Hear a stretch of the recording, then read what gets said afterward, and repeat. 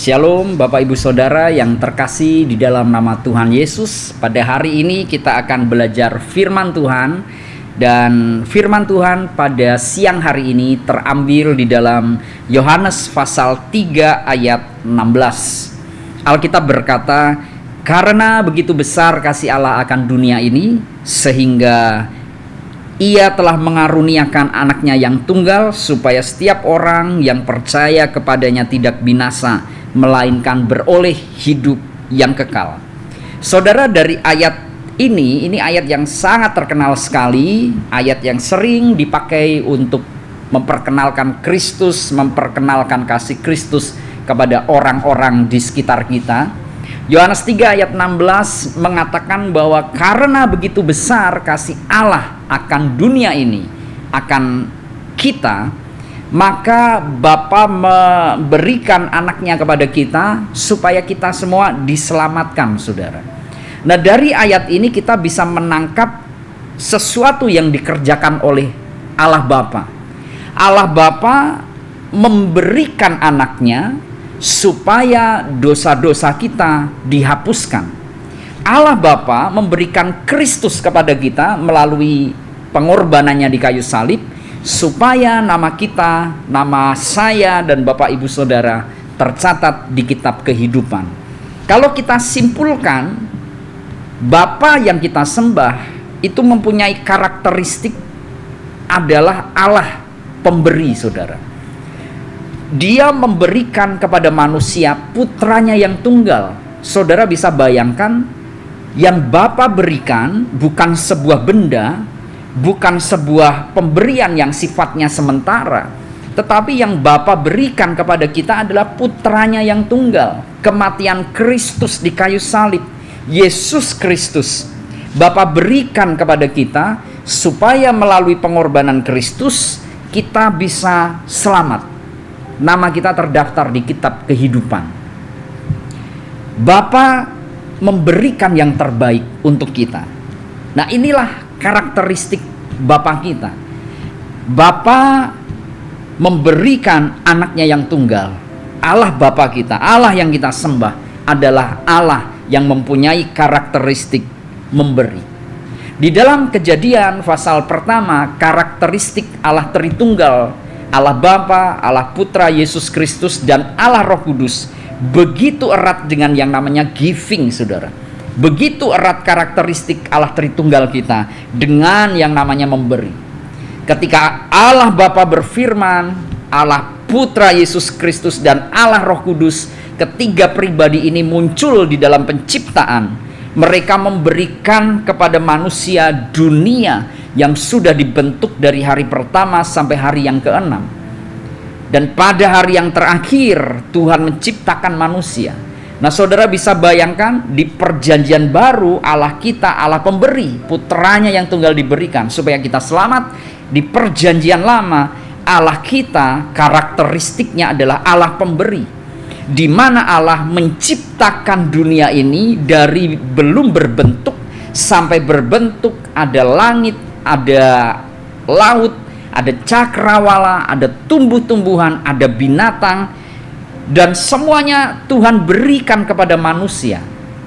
Sampai terakhir Tuhan ciptakan manusia, Tuhan berfirman kepada manusia, "Kuasailah bumi ini, kuasailah binatang ini, kelolalah dan peliharalah."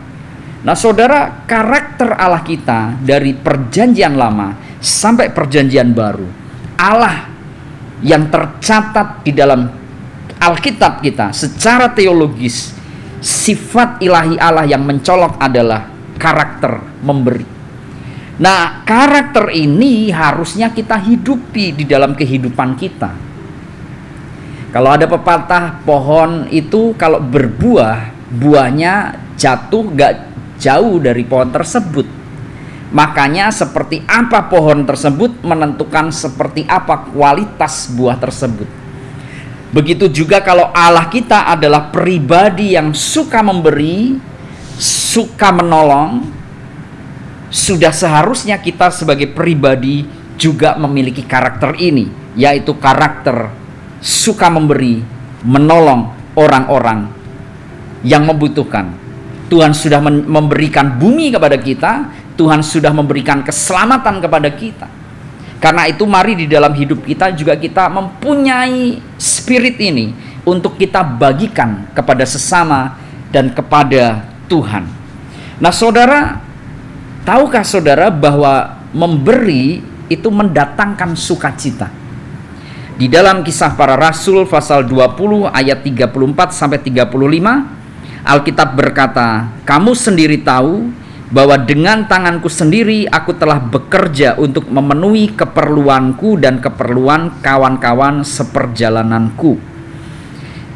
Dalam segala sesuatu telah kuberikan contoh kepada kamu bahwa dengan bekerja demikian kita harus membantu orang-orang yang lemah dan harus mengingat perkataan Tuhan Yesus, sebab ia sendiri telah mengatakan, adalah lebih berbahagia memberi daripada menerima."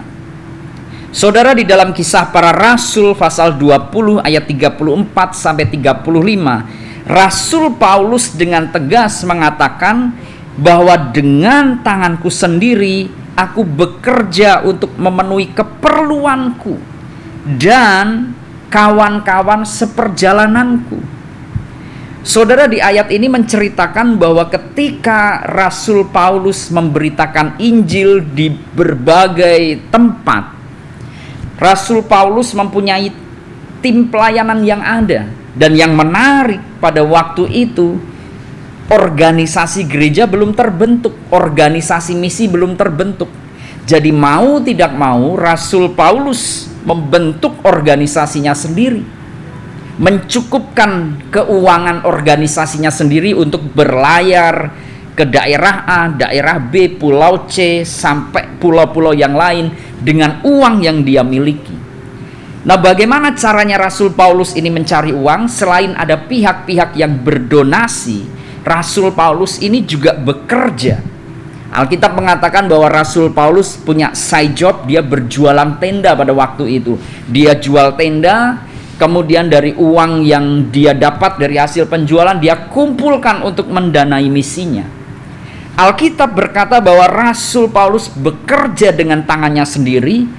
Hasil dari pekerjaannya itu, uang yang dia dapat tidak dia keep sendiri, tetapi Alkitab berkata, aku telah bekerja dengan tanganku sendiri untuk memenuhi keperluanku dan keperluan kawan-kawanku. Saudara, dari sini kita juga belajar bahwa Rasul Paulus punya karakter ilahi, yaitu suka memberi.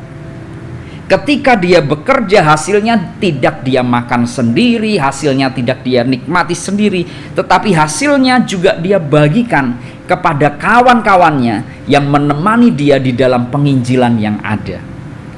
Dari sini kita belajar bahwa Rasul Paulus pribadi yang memberikan teladan di dalam memberi. Dan menariknya saudara, di statement terakhir Rasul Paulus mengutip kata-kata Yesus. Dan harus mengingat perkataan Yesus, sebab Yesus sendiri telah mengatakan adalah lebih berbahagia, adalah lebih bersukacita memberi daripada menerima. Nah saudara, mari kita lakukan ayat ini. Kalau hidup di dunia ini mengajarkan kepada kita, jangan ngasih nanti kita kurang, jangan ngasih nanti kita repot, jangan berbagi, mendingan buat kita nikmati untuk kita dan untuk golongan-golongan kita saja. Tetapi Rasul Paulus mengatakan, aku mengumpulkan uang, aku bekerja, aku dapat uang, dapat berkat, dan dia gunakan hasilnya itu juga untuk dia bagikan, membantu teman-temannya dalam pelayanan.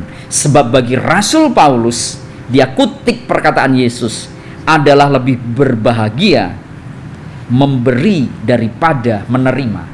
Saya yakin di dalam hidup kita saudara, kalau kita menerima gift dari orang lain, kita bahagia.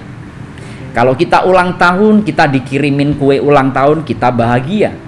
Kalau kita ulang tahun, kita dikirimin kado, kita bahagia. Apalagi ketika kita buka hadiahnya, barangnya sesuai dengan apa yang selama ini kita inginkan, tapi kita nggak ada dana untuk beli hal itu. Dan ketika kita buka barangnya, ternyata itu barang, salah satu barang yang masuk wishlist kita, Bapak Ibu Saudara. Siapa yang nggak happy?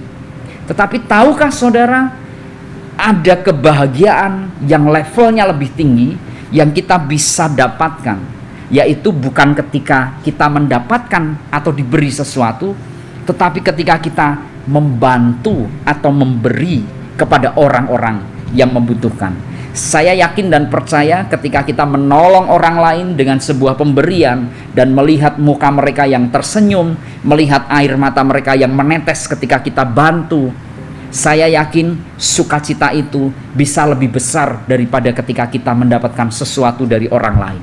Dan itu seperti yang dikatakan Yesus, adalah lebih berbahagia kalau kita memberi daripada menerima. Tuhan Yesus memberkati. Mari kita berdoa.